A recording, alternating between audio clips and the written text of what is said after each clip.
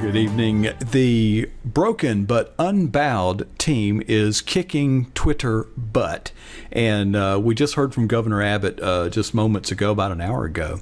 And we have promised you a special surprise guest. And you've seen in some of the interviews with Mark Levin and others that one of the driving forces behind the COS project is in the state of Arizona. Then Senator Keeli Ward, now Dr. Keeli Ward, trying to be Senator Keeli Ward. Kelly, you've been on the campaign trail today, and for having just gotten in, you don't look all frantic or flustered. Don't look at my hair while I'm covering my hair up. So sorry, guys. But look, we've got Keeli Ward for Arizona right here. Well, where have you been today? Well, I started out in Lake Havasu, and then came down the 3.5-hour trip to get here to Phoenix. So just covering some territory, talking to some people, doing a lot of fundraising today because, it's the end of the quarter. So it's the end of the quarter. What we do today. Well, you've got two. You're kind of pinched in a vice. You've got the end of quarter, but you've also got early voting right around the corner. Yes, we do. It starts August 3rd. So got a lot going on right now, but we've got 2 months until the election comes around, and it's going like gangbusters. It's good. I know it's hard. The momentum is definitely on our side. That's where I was going, Dr. Ward. I appreciate it because, it's hard to tell. One, most of us are not in Arizona. Yeah. And you're living in a bubble. You're pretty much surrounded by the people that support you. So how do you how do you keep your finger on the real pulse? Because if you just listen to the people around you, of course, everything, how do you do that? You can't be in an echo chamber. You have to be looking outside your circle of friends, your circle of supporters, in order to make sure that you're really seeing the real picture. And so we've got lots of things. We've got polling, we've got phone calling.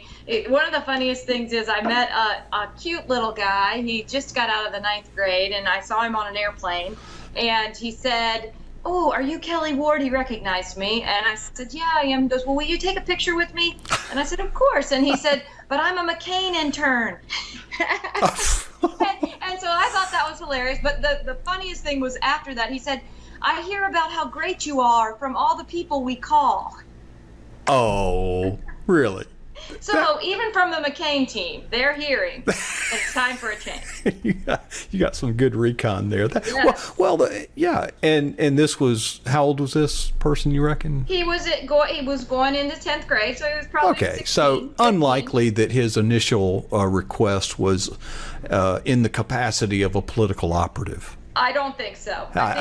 He's just a kid. Yeah. And he was funny because we talked during the plane ride, and he said, "It's going to be so hard for me to tell people not to vote for you." So I thought it was pretty good. That's from the mouths of babes, Yeah, that says it. Yeah, from the mouths of babes, and there must be countless experiences like that. On the campaign trail. I know.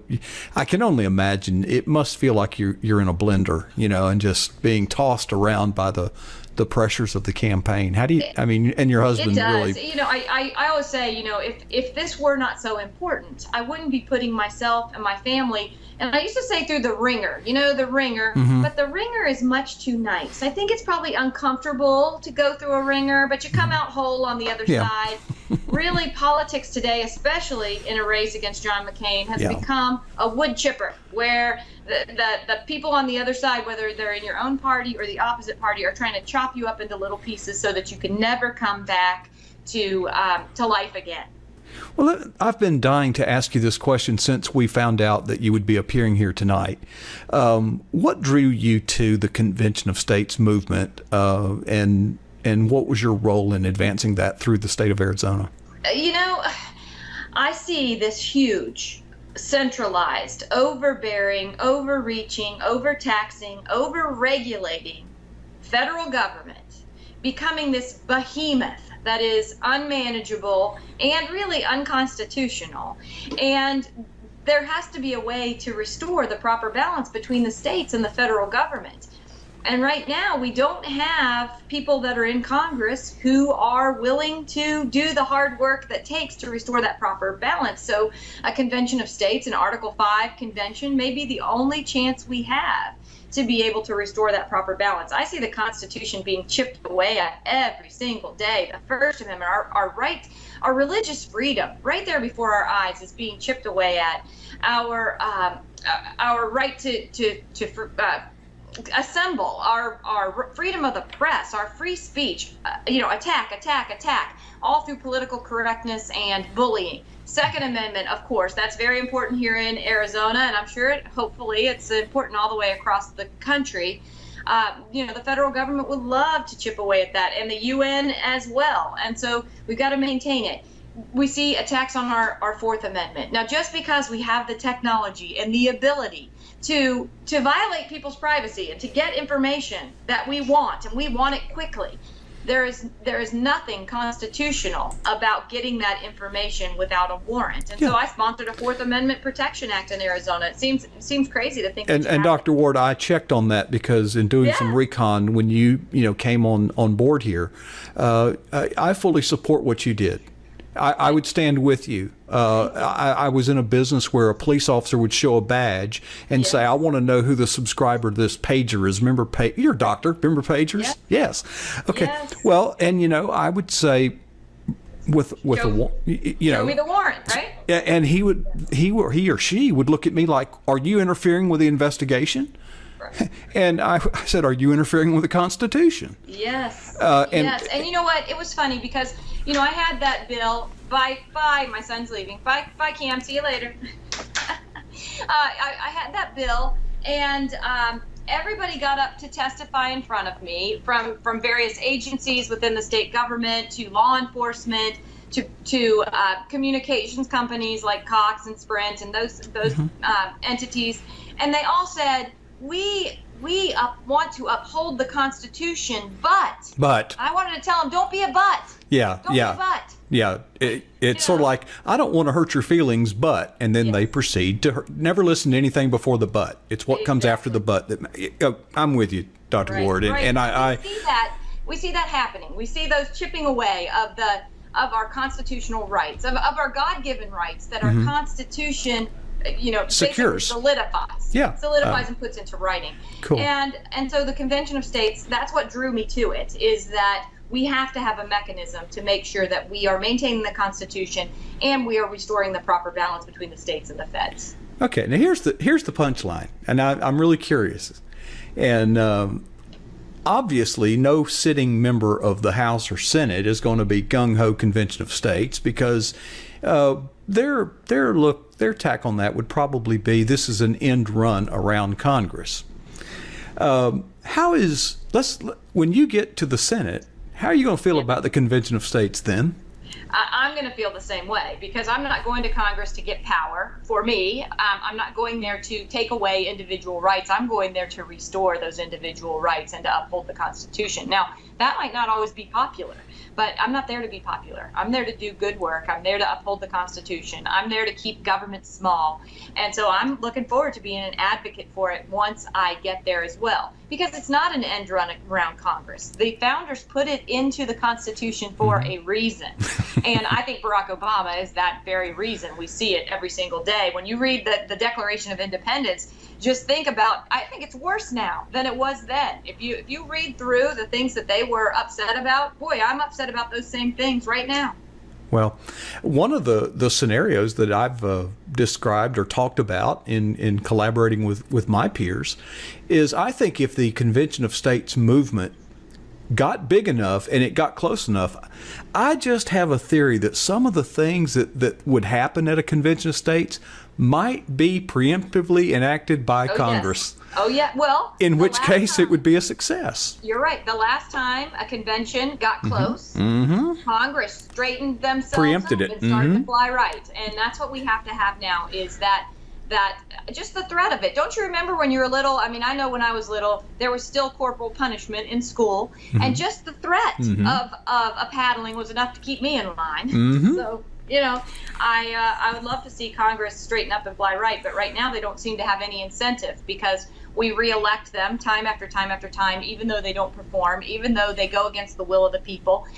They've set it up so, they've skewed it so badly in favor of incumbents that insurgent candidates like me almost, have a very little chance. But I think that this is the year that if there is ever a chance for an insurgent candidate across the country, not just me in Arizona, but across the board, those insurgent candidates have a real chance to get into Washington. And then I hope that all of them will maintain their backbone and stay strong. I don't want to see what happened in 1994 when the freshman class of 94 came in on a small government term limit platform, and then the majority of them turned into career politicians. The career politician is the thing I think that it has been the biggest detriment on our country in the last 50 years. Wow, that's a good answer. That really is. I like it. And now I realize that there is no chance in the world of you having had time to read Governor Abbott's book, Broken but Unbowed. But have you heard any people comment on it, or what's your take on it? I haven't read it all. Right now, I'm actually reading Tom Coburn's book, Dr. Tom Coburn. He was in Congress in 1994, and he's a family physician just like me. So it's interesting for me to see his perspective. But he's facing some of the very same things that I'll be facing once I get to Washington. And I look forward to reading the governor's book as well. But I haven't heard anything but good about it. Yeah. Well, Tom Coburn is a real champ. I hated to lose him as a senator, to tell you the truth. I mean, he was one of the good guys, but he's a champion, and it's funny because the medical profession seems to attract its share of candidates for the House and the Senate. Well, I think that being a physician it's well suited, especially for me as a family physician, because I'm a generalist. I realize that I know at least a little bit about a lot of things, but I also realize that there are times when I need a specialist. And whenever you need that specialist, then you have to be able to call them in. Some people get elected, and I think they suddenly know everything, and that there's no way. Also, doctors are problem solvers. We're used to taking complicated issues, breaking them down into manageable pieces, and putting them together in a package so the patient gets a good outcome. That's how we should be legislating as well. Take the complicated things, break them down, simplify them, and then make a good outcome for our country and for our citizens. And programmers do the same thing, Dr. Ward. We take a big task and we break it down into its smaller components and tackle each one. And well, listen, it does amaze me how fresh you look after a battering day on the trail.